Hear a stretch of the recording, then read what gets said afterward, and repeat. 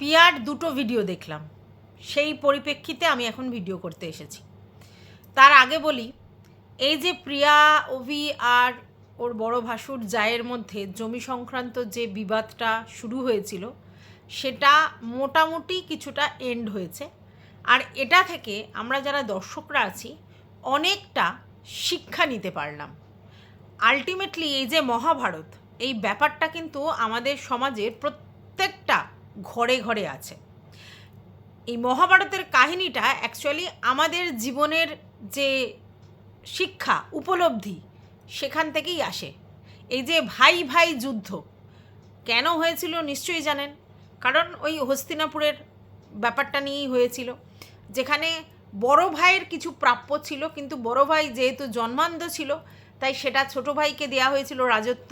এবার ছোট ভাইয়ের ছেলে বড় যুধিষ্ঠির, আর দুর্যোধন হচ্ছে ধৃতরাষ্ট্রের ছেলে, যে কিনা যুধিষ্ঠিরের থেকে ছোট। তাহলে সিংহাসনে কে বসবে? এখন প্রথম সিংহাসনে ছিল পাণ্ডু, তারপরে সিংহাসনে হলো ধৃতরাষ্ট্র পাণ্ডুর অবর্তমানে।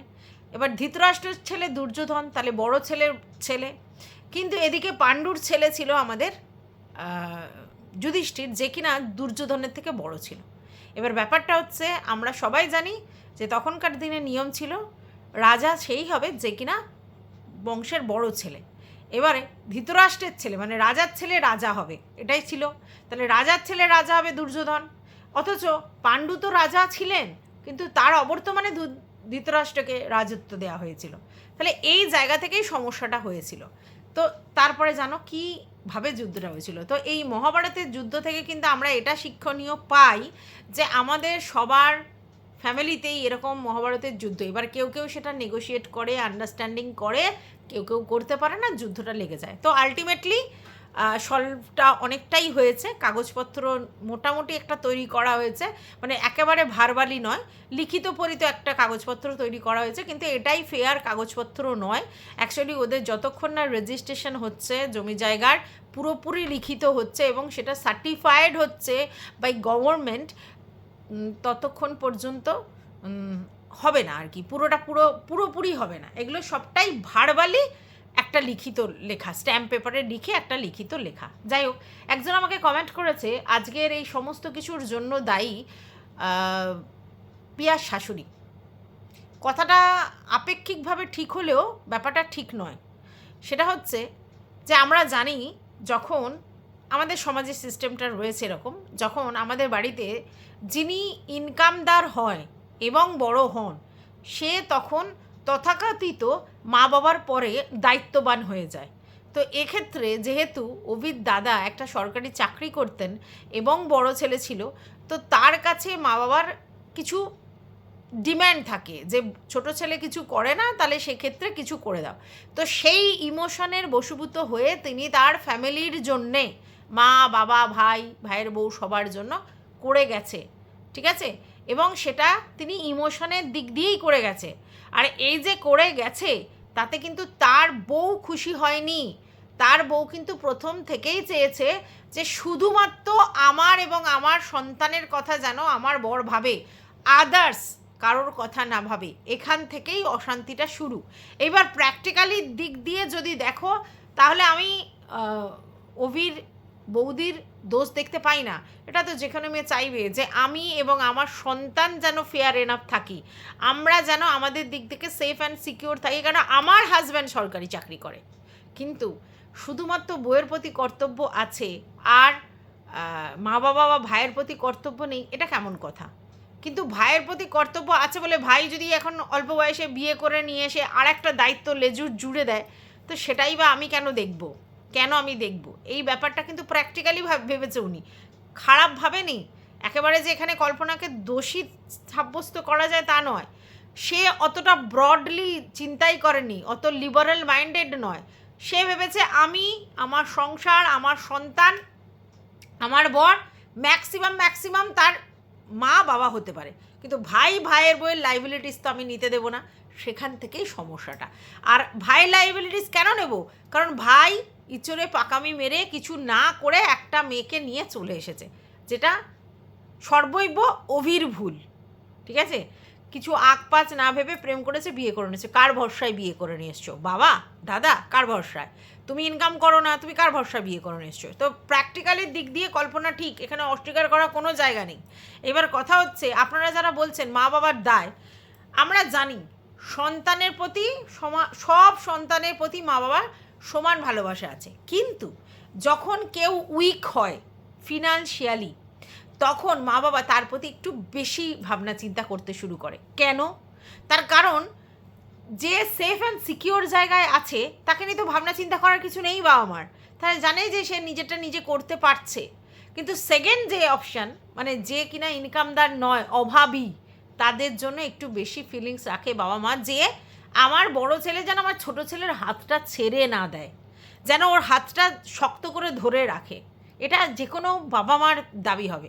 আর আপনারা আরেকটা জিনিস বুঝতে পারছেন না, মা বাবার বর্তমানে কি ছেলেদের সমস্ত সম্পত্তি ভাগ করে দেয়? তাও তো নয়। তাহলে আপনারা এখানে কি করে ওই অভির মা বাবাকে দোষ দিচ্ছেন? বাবা বা মা তাদের বর্তমানে তো তাদের সম্পত্তি ভাগ করে দেবে না। আর আরেকটা ব্যাপার হচ্ছে, তাদের সম্পত্তি নিজেদেরই ফেয়ার নয়, ওই দাদা দিদি কাকা কাকি জ্যাঠাকুড়ির সঙ্গে যুক্ত। এইবার বলতে পারেন অভির শ্বশুর কেন তার নামে জমিগুলো বের করে নেয়নি বিএলআরও অফিস থেকে? তার কারণ সেটা ছিল ব্যয় সাপেক্ষ, আর সেটা অভির বাবার পক্ষে করা সম্ভব ছিল না।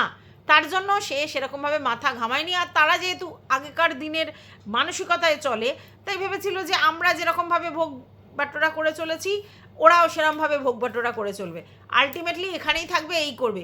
তারা যে ভবিষ্যতে সেগুলো বিক্রি করতে পারে বা কিছু করতে পারে সেসব চিন্তাভাবনা তারা করেনি, যে আমার এতটা সম্পত্তি ছিল, আমি ভোগ দখল করেছি, আমার অবর্তমানে আমার ছেলেরা দুইজনে সেটা ভোগ দখল করবে নিজেদের মধ্যে নেগোসিয়েশন করে।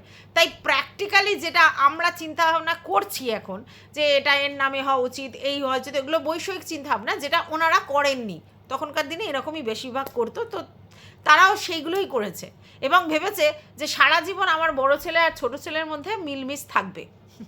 কিন্তু বাইরের মেয়েরা আসার পর যে তাদের মধ্যে প্র্যাকটিক্যাল চিন্তাভাবনা আসতে পারে এবং তারা যে নিজেদের মতো করে ভাবতে পারে, সেটা ভাবেনি। এবং সন্তানদের মধ্যে যে তাদের ক্ল্যাশ লাগতে পারে, সেটাও তারা চিন্তাভাবনা করেনি। এটার কারণ হচ্ছে ইমোশান। ঠিক আছে, সব জায়গায় তো আর ইমোশনটাকে কন্ট্রোল করা যায় না। মা বাবার ইমোশন চিরকাল থাকবে যে উইক তার প্রতি। তার মানে কি তারা বড় ছেলেকে ভালোবাসে না? আলবাত ভালোবাসে, কিন্তু তাদের এক্সপেকটেশন যে আমার ছোট ছেলে উইক, তাহলে আমার বড় ছেলে যেহেতু এলিজেবল, তাহলে আমার ছোট ছেলের হাতটা ধরে ধরে নিয়ে যাবে, ভাই তো ভাইয়ের পাশে দাঁড়াবে। তো সেখানে আমাদের ম্যান্ডি রানী অনেক প্র্যাকটিক্যাল।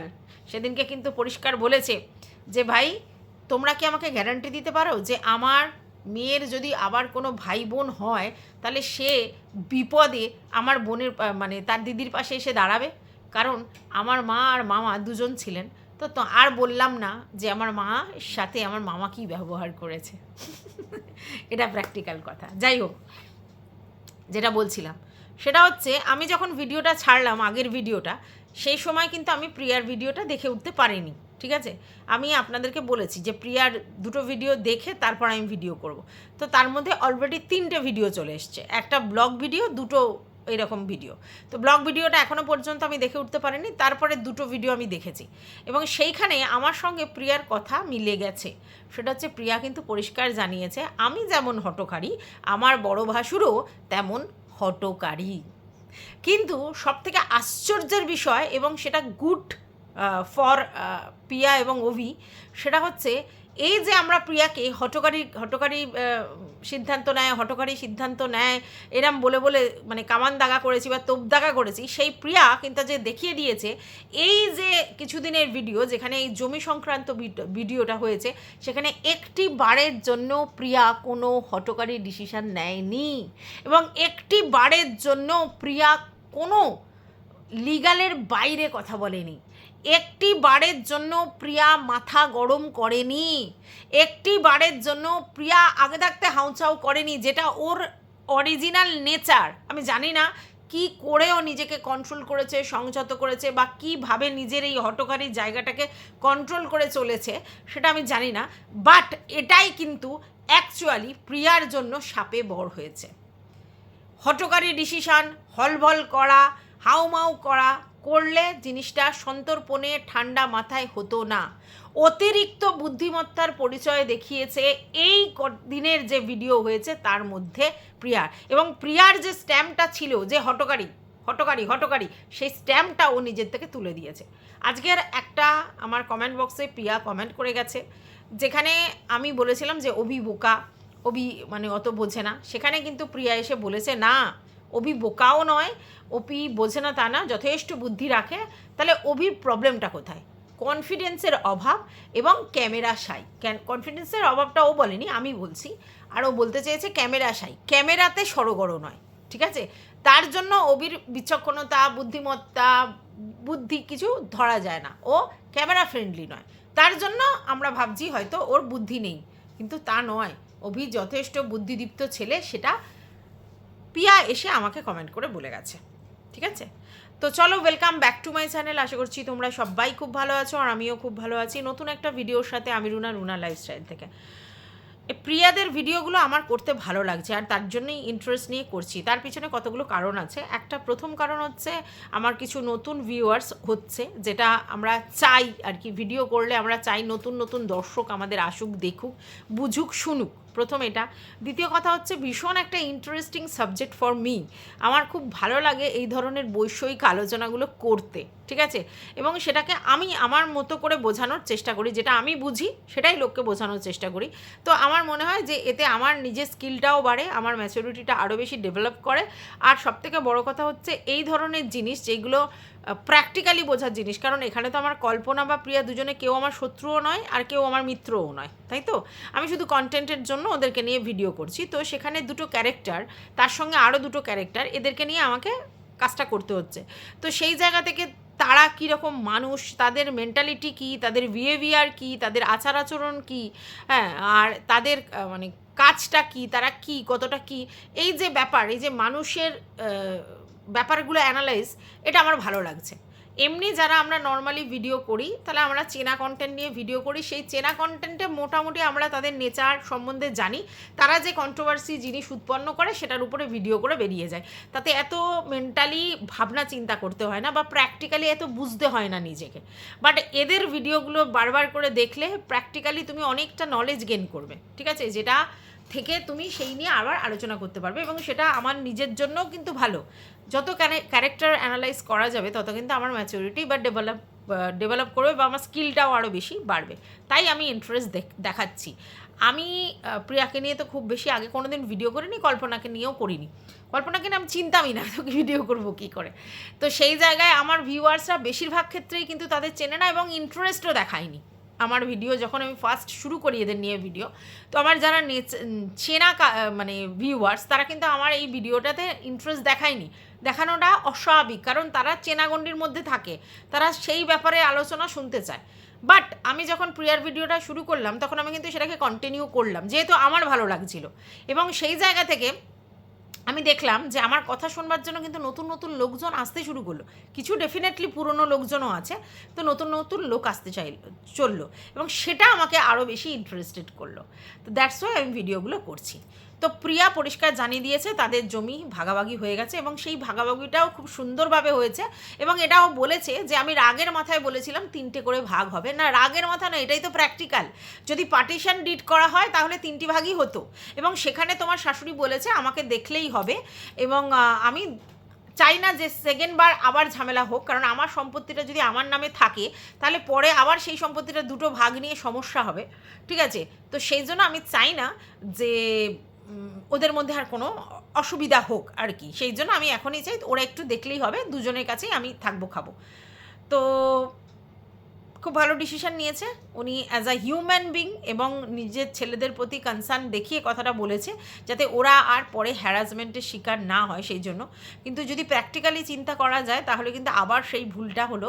আমার মনে হয় যে মায়ের জন্য একটা অংশ রাখাটা খুব প্রয়োজন ছিল, কারণ মাকে তাহলে আর কেউ অবহেলা করতে পারতো না, যে দেখবে মা তাকে সম্পত্তিটা দেবে, সেরকমভাবেই নমিনি করা থাকতো, যে মায়ের অবর্তমানে যে মাকে দেখবে তাই সেই পাবে। যদি 2 ছেলে দেখে তাহলে দুজনে পাবে, যদি কোনো এক ছেলে স্পেসিফিক্যালি দেখে তাহলে সেই পাবে। তাহলে মা হেলায় ফেলায় হতো না, যদিও ওর মা সেলফ সাফিসিয়েন্ট, নিজে ইনকাম করে, তারপরেও এটা করা উচিত ছিল।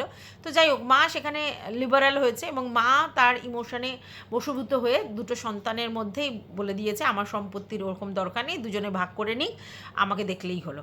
তো আমি মনে করি, এটা আমি বলবো, দুই ছেলেকেই, আমি জানি বড় ছেলে মাকে খুবই ভালোবাসেন, ছোটো ছেলেও নিশ্চয়ই ভালোবাসে, তবুও আমি তাদেরকে বলবো যে মায়ের এই আত্মত্যাগের দামটা যেন তোমরা দিও, মা যেমনই হোক, ঠিক আছে, কিন্তু মায়ের এই আত্মত্যাগের দামটা তোমরা দুই ভাই মিলে কিন্তু ডেফিনেটলি দিও, ঠিক আছে। আজকের প্রিয়া বলছে যে আমি 5 বছর চ্যানেল খুলেছি, কিন্তু কোনো দিন আমাদের সঙ্গে কি কি হয়েছে সেই রকম জিনিস নিয়ে কোনো দিন ভিডিও বানায়নি, বাট ওরা প্রথম থেকেই আমাদের ওই সব নিয়ে ভিডিও বানিয়েছিল। আমি জানি না, কল্পনার পুরনো ভিডিও আমি দেখিনি, তাই বলতে পারবো না, তবে হ্যাঁ, এখন যেহেতু এইদের নিয়ে কাজ করছি, তাহলে ডেফিনেটলি কল্পনার পুরনো ভিডিও মাঝে মধ্যে দেখে নেব, কারণ নাহলে বুঝতে পারবো না, অনেক কিছু গোড়ায় থাকে যেগুলো আমাদের জানার দরকার আছে। তো ডেফিনেটলি দেখে নেব পুরনো ভিডিওগুলো, সেখানে পপুলারে গিয়ে বা ওল্ড ভিডিও বলে সার্চ করে ডেফিনেটলি দেখব। আর যখন কোনো চ্যানেলের উপর লোকে ইন্টারেস্ট দেখায়, তখন অটোমেটিক্যালি সেই ভিডিওগুলো আসতে থাকে, তো ওটা হয়ে যাবে। তো যেটা বুঝলাম সেটা হচ্ছে প্রিয়া কিন্তু 5 বছর ধরে এই ব্যাপারে মুখ খোলেনি, বাট এখন সে খুলবে এবং বলেছে প্রয়োজন পড়লে 100টা ভিডিও বানাবে, কারণ যতক্ষণ না ও পুরো ব্যাপারটা আউটবাস্ট করে বের করতে পারছে, ততক্ষণ ওর ভিতরে যে কষ্ট, জমে থাকা ব্যথা বেদনা, সেগুলো থেকেই যাচ্ছে। তো আমার মনে হয় সত্যিই ওর ঝেড়ে কেশে ফেলা উচিত, কারণ প্রতিনিয়ত এই জিনিস নিয়ে চলতে থাকা বেকার, এবং মনের মধ্যে কোনো কষ্ট চেপে রেখে কোনো লাভ নেই। আলটিমেটলি একটা না একটা সময় আউটবাস্ট করতে হয়। তাই আমি তোমাদেরকে বলি, আন্ডারস্ট্যান্ডিং করা যায়, কম্প্রোমাইজ নয়। তো যখনই মানুষ কম্প্রোমাইজ করে, তখন কোথাও না কোথাও একটা আউটবাস্ট হয়, এবং তখন দমকা হাওয়ার মতো সমস্ত কিছু বেরিয়ে আসে, এবং দিস ইজ ভেরি ব্যাড, ঠিক আছে। তো যে কোনো কারণে প্রিয়ার মনে হয়েছে, এবং সে বলেছে যদি আমাকে সমস্ত ক্ল্যারিফাই করতে হয় করব, এবং অবশ্যই অভির সঙ্গে আলোচনা করে তারপরেই করব, কারণ যেহেতু ওদের পারিবারিক ব্যাপার। তো অভি যদি আমাকে পারমিশন দেয়, তাহলে আমি সমস্ত কথা বলবো, কি হয়েছিল, কেন হয়েছিল, কতটা কী হয়েছিল, এবং বললো অনেক দুঃখে, অনেক কষ্টে আমি দোকান ছেড়েছি, পুরনো বাড়ি ছেড়েছি এবং বেরিয়ে এসেছি, ঠিক আছে। নতুন ঘরের থেকে বেরিয়ে, যেখানে বিয়ে হয়ে এসেছিলাম সেখান থেকে বেরিয়ে মাটির ঘরে চলে এসেছিলাম, এটা তো স্বাভাবিক। আজকে তুমি যে সাকসেস, এটার পিছনে তো অবশ্যই আমি মনে করি কল্পনা দায়ী। তোমার এই সাকসেসের অ্যাচিভমেন্টের 20%ও কিন্তু লাইবিলিটিস কল্পনা আছে। তাই এই যে তোমার সাকসেস, সেটা অবশ্যই কল্পনার সঙ্গে ভাগ করে নিও। কেন বলো তো?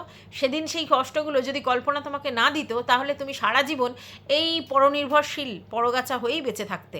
এই যে তোমার মধ্যে অদ্যম জেদ তৈরি হয়েছে, তুমি করে দেখবেই, তোমার ওই বাড়ি ছুঁয়ে তোমাকে বলতে হয়েছে নিজেকে, কনফিডেন্টলি নিজেকে প্রমিস করতে হয়েছে যে আমি একদিন এরকম করে দেখাবো, বাড়ি করে নিজের জন্য মাথার ছাদ করে দেখাবো, সেটা তুমি করতে পেরেছো অবশ্যই কল্পনার জন্যে। তুমি স্বীকার করেছো তোমার বড় ভাসুর হঠকারী, কিন্তু মনের দিক দিয়ে তিনি ভালো, এবং তিনি তোমাদের জন্য করতে চেয়েছিল, বাট কল্পনা সেটা হতে দেয়নি। কল্পনা বারবার তাকে উস্কেছে যে কেন ওদেরটা ওরাই করবে, এরকম আর কি। তো সেই জন্যই হয়নি, কিন্তু সেটা খুব ভালো করেছে, বেশ করেছে। দেখো, নিজের অধিকারের জন্য নিজে তার হাজব্যান্ডকে বলাটা কোনো বাজে জিনিস নয়, কারণ সে তো বলবে যে কেন তোমরা ওর জন্য স্যাক্রিফাইস করবে। আর তুমি বা অভি যে কাজটা করেছিলে সেটা তো ভুল। নিজেরা ইনকাম করো না, দুজনে মিলে ইচ্ছা হলো বিয়ে করে নিলাম, কার ভরসায়, কিসের ভরসায়, ভাসুরের ভরসায়? কোন জায়গা থেকে তোমরা বিয়ে করেছিলে? তাহলে তোমরা যেটা করেছিলে ভুল, অবশ্যই ভুল করেছিলে। আর তোমাদেরকে যেটা প্রশ্রয় দিচ্ছিল তোমার ভাসুর, মানে সে তার জায়গা থেকে হেল্প করছিল, সেটাও তো ভুল। ইমোশনে বশীভূত হয়ে করছিল, ডেফিনেটলি তোমাদেরকে ভালোবেসে করছিল, তোমার বরকে ভালোবেসে করছিল, ছোট ভাই কোথায় যাবে আহারে, কিন্তু তাতে কি হচ্ছিল? তুমি এবং অভি দুজনে কিন্তু অ্যাকচুয়ালি খোড়া হয়ে যাচ্ছিলে, লাভটা কি হচ্ছিল? বাট আজকের সেই সময় যদি কল্পনা তার হাজব্যান্ডকে না টুকতো আর তোমাদের মধ্যে অশান্তি না হতো, তাহলেও কি তুমি ডেসপারেট হয়ে এই রকমভাবে কনফিডেন্ট হয়ে বাইরে বেরিয়ে যাওয়ার ইচ্ছেটা প্রকাশ করতে? তুমি নিজে বলেছো আমার ইচ্ছে ছিল, আমার কনফিডেন্সটা কোথাও না কোথাও ল্যাক করছিল। তো এই যে কনফিডেন্সটা আমাকে করতেই হবে, কারেঙ্গে ইয়া মানে লড়েঙ্গে ইয়া মারেঙ্গে, এরকম যে ব্যাপারটা হয়েছিল, করতেই আমাকে হবে, হ্যাঁ, হ্যাভ টু ডু ইট। এই যে মেন্টালিটিটা তোমার তৈরি হয়েছিল, এবার অবশ্যই তার জন্য তুমি কল্পনাকে থ্যাঙ্কস দাও। সেদিন কল্পনা তার বরকে যদি এইসবগুলো না বলতো, তোমার কি গায়ে লাগতো? আর গায়ে না লাগলে তুমি এরমভাবে বেরিয়ে আউটবাস্ট করে তুমি নিজের জন্য লড়তে না, নিজের জায়গা মাটি মানে স্টেবল করবার জন্য এত পরিশ্রম করতে না। আজকে যত পরিশ্রম করেছো, এই তো জেদটাকে ভর করেই, এই অদ্যম জেদটাকে সঙ্গে করে নিয়ে, এটা তো অস্বীকার করা যায় না। তাহলে এর জন্য ক্রেডিট গোস টু কল্পনা, একদমই তাই। আর এটা সত্যি, যারা তোমার 5 বছরের লাইফস্টাইল দেখেছে তারা প্রত্যেকে বলেছে তুমি সত্যিই পরিশ্রম করেছো, তুমি সত্যিই অনেক খেটেছো চ্যানেলের জন্য। আর আমি তো তোমাকে বলি এই কথাটা যে তুমি একটা হঠকারী ডিসিশান নাও, তুমি বড্ড হালবাল করো, তুমি বেশি কথা বলো, তুমি এক কথা বেশি বেশি বলো, বাট তোমার মধ্যে সবথেকে বড় জিনিস আছে, সেটা হচ্ছে চেষ্টা। তুমি পরিশ্রমে বিশ্বাসী, তুমি পরিশ্রম করতে পারো, জানো কিভাবে লড়তে হয়, কিভাবে টিকে থাকতে হয়, কিভাবে সোশ্যাল মিডিয়াতে কন্টেন্ট করতে হয়, এগুলো তুমি জানো। তাই তোমার উইশ কেউ আটকাতে পারবে না, তোমার উন্নতি কেউ আটকাতে পারবে না। মাঝের এই দিনগুলো যেগুলো হয়েছে, যা হয়েছে ভালোর জন্য হয়েছে, কারণ আলটিমেটলি জায়গা জমি নিজেদের নামে ফেয়ার সমস্ত কিছু করার দরকার ছিল। আজকে তোমরা বলছিলে আমরা চাইছিলাম না যে ওই পুরনো জিনিসটা ভেঙে যাক, ওই পুরনো বাথরুমের এটা ভেঙে যাক, আমরা চাইছিলাম যে ওই জিনিসটা বেঁচে থাক এবং ওদের সেফটি ট্যাঙ্কের জায়গাটা ওরা পাক। ওরা পরিষ্কার বলে দিয়েছে সেফটি ট্যাঙ্ক নিয়ে তোমাদের ভাবতে হবে না, আমরা মাথায় রাখবো। তো যাই হোক, তার মানে তাদের ভাবা আছে। আর যেটার প্রবলেম হচ্ছিল সেটা হচ্ছে ওই মানে বাথরুমটা, তো বাথরুমটা করতে ওনার বেশ কিছু টাকা পরিমাণ খরচা হয়েছে, কত হয়েছে আমার আইডিয়া নেই। তো সেই টাকাটা ওনার লস হলো। তো এবার ওরা ওদের নিজেদের জমিটা মানে করতে চাইছিল না, আর সেটা না নিয়েছো, খুব ভালো কাজ করেছো, কারণ ওটা ওদের লিখিত জমি ঠিকই আছে। তো সেই জায়গায় সেটা তোমরা বললে 1,20,000 টাকা দিয়ে কিনেছে, তো সেখানে সেটা বাঁচানোর জন্য আজকের এদিকের জায়গাটা ওদেরকে ছাড়তে হয়েছে। তাহলে ঠিকই আছে। আর ওইদিকে দোকানের জন্য যে তোমাকে 2 লক্ষ টাকা দিতে হবে বলেছো, কারণ প্রথমে 1 লক্ষর কথা হয়েছিল, তখন ওরা বলেছে না 2 লক্ষ, তো 2 লক্ষ টাকা হলেই তারা দিয়ে দেবে বলেছে। 7 লক্ষ কথাটা অ্যাকচুয়ালি রাগের মাথায় বলেছে। তাহলে আমি জানি না ওনার ওইটা করতে কতটা কষ্ট হয়েছে, তাহলে ওখানে ওনার কিছুটা লস হয়েছে। আলটিমেটলি দেখা গেলে হরে ঘরে সেই ওনার লসই হয়েছে। এদিকে 1,20,000 লস হতো, এদিকে হয়তো 60-70 হাজার 1 লাখ টাকা নষ্ট হতো। আলটিমেটলি ওনার লস হয়েছে, যেদিকেই যেত ওনার লস হতো। মানে এই যে যেহেতু কনস্ট্রাকশনটা করেছে এবং অবশ্যই ইমোশনের বশীভূত হয়ে করেছিল, অবশ্যই ফিলিংস থেকে করেছিল, আর ওই ফিলিংসের দাম দিতে গিয়ে ওনাকে প্র্যাকটিক্যালি টাকা পয়সা নষ্ট হয়েছে। ঠিক আছে, তো যাই হোক, আলটিমেটলি শর্ট আউট হয়ে গেছে। তোমরা যেরকম বলেছিলে, সবাই যেরকম বলেছিল সেরকমই হয়েছে। জমি থেকে 50-50, দোকান থেকে 50-50, এবং তোমার বাড়ির যে জায়গাটা সামনের পোর্শনটা সেটা তোমার ভাগেরই থাকবে, আর ওদের কেনা জমি ওদের থাকবে। বাদবাকি ওরা সুপারি গাছ পর্যন্ত যে ওদের বাড়ি করেছে সেটা থাকবে। সেফটি ট্যাঙ্ক করার জায়গা নিশ্চয়ই ওরা ভেবে নেবে। আর বাথরুমটা যেটা বাড়িতে বাইরে ছিল, যার জন্য ঘরে আরেকটা বাথরুম করতে হবে, কারণ ওরা অ্যাটাচড বাথরুম করেছে, তো সেই বাথরুমের ব্যাপারটা ওরা করে নেবে। তার মানে আমার মনে হচ্ছে সামনে কিছুটা জায়গা আছে যেখানে সেফটি ট্যাঙ্কও করা যাবে, বাথরুমও করা যাবে, হয়তো সেই জায়গায় কোনো না কোনোভাবে করে নেবে, বা ভিতর থেকেও করে নিতে পারে, সেটা ওদের চয়েস, ওরা কীভাবে করবে। আলটিমেটলি সলভ হয়ে গেছে এবং পেপারস সমস্ত কিছু পেয়ে গেছে, মানে লিখিত যে পেপারস সেগুলো পেয়ে গেছে। এবার শুধু রেজিস্ট্রেশনের পালা। এবার সেটা করতে কাঠখড় পোড়াতে হবে, বিএলআরওর কাছে যেতে হবে, সমস্ত কিছু জমা দিতে হবে। এই মাদার দলিল যেটা আর কি, সেটা নিয়ে যেতে হবে, নালে কিন্তু হবে না। মাদার দলিল থেকে তোমার শ্বশুরের ভাগে কোনটা সেটা বের করে সেই দাগ নম্বর হ্যানা ত্যানা, তারপর তার দুটো ডিড হবে, এবং সেখানে তোমার মা যে দুজনকে লিখে দিচ্ছে সেটাও করতে হবে, কারণ 3টে ভাগ ওখানে দেখাতেই হবে। তো 3টে ভাগের মধ্যে মা যে তার 2 ছেলেকে সমান ভাগে ভাগ দিতে চায় সেটা লিখতে হবে, তারপর তোমাদের দুজনের নামে রেজিস্ট্রেশন হবে। তো এখন অনেক বড় একটা জার্নি, আমি জানি না কে কখন সেই জার্নিটা শুরু করবে, কারণ আলটিমেটলি তোমার ভাসুরমশাই বলেছেন তার ভিডিওতে যে যা অশান্তি শুরু হয়েছে বা যেভাবে হয়েছে, তো শান্তির জন্য আমি এখানে আর থাকতে পারবো না, আমি অন্য কোথাও বাসস্থান করব, এখানে থাকবো না। তাহলে এত টাকা ফাঁসিয়ে উনি কি করতে চাইলেন? তাহলে এটা আমি বুঝতে পেরেছি যে উনি প্র্যাকটিক্যাল নয়, উনি ইমোশনাল।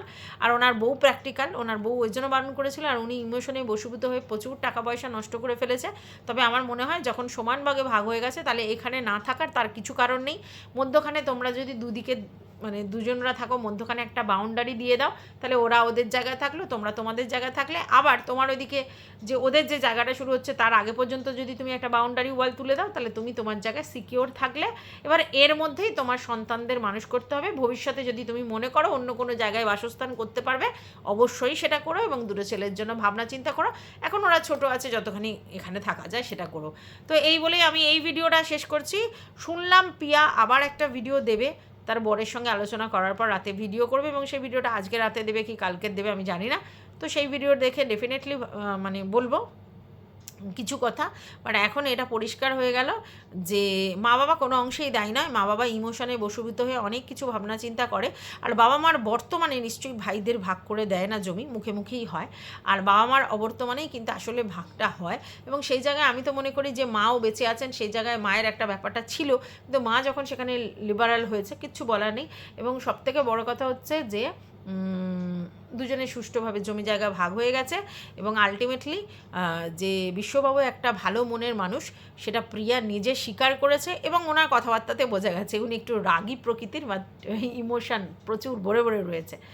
তো আলটিমেটলি ইমোশান দিয়ে না বেশি দূর চলা যায় না। কারণ আজকের যে মার্কেট, আজকের যে জীবন, আজকের যে লাইফস্টাইল, সেখানে না ইমোশনের ভ্যালু কমে যাচ্ছে দিনে দিনে। মা বাবা ভাই বোন আত্মীয় স্বজন, এই যে ইমোশন, এগুলো কমে যাচ্ছে। মানুষ অনেক প্র্যাকটিক্যাল হচ্ছে। যে আজকালকার জেনজিরা, তারা নিজের মা বাবার প্রতি ফিলিংস রাখে না। তো যাই হোক, আলটিমেটলি ইমোশন লাগে, বাট কি বলবো, ইমোশন দিয়ে তো অনেক কিছু হয় না, কারণ প্র্যাকটিক্যাল হতে হয়। তো যাই হোক, এটুকুই বলার ছিল ভিডিওটাতে। তোমাদের যদি কিছু বক্তব্য থাকে কমেন্ট বক্সে অবশ্যই জানাবে। আর অবশ্যই প্রিয়ার এই অ্যাচিভমেন্ট দ্যাট মিনস এই হটকারের যে ডিসিশানটা ও নিত, সেই জায়গা থেকে যে কুল ধৈর্য ধরে পিসফুলি জিনিসটাকে ট্যাকেল করে এই জায়গায় নিয়ে এসেছে, এর জন্য ওকে অবশ্যই হ্যাটস অফ করতে হয়। টাটা।